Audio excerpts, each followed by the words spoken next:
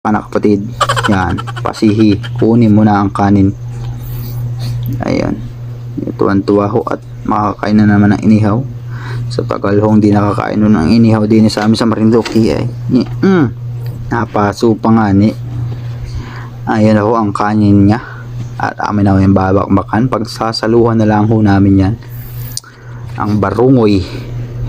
Salamat ho sa biyaya ng dagat. Ayan ho, bakbakin na, sausaw sa tuyo, kuha kanin. Lentik yamiti yan. Yan ho. Oh, lutag-lutag na ho. Lusag-lusag ng isda. Kakakain. Ay, ito na lang ang natira, malaki. Pati yung kanin naubos na rin. Ay di ba solve ang gutom. Oh, ayan nandun ho, sinasabi ko sa inyo. Ganda lang ho pa. Ay nagugutom, mag-ihaw lang kayo.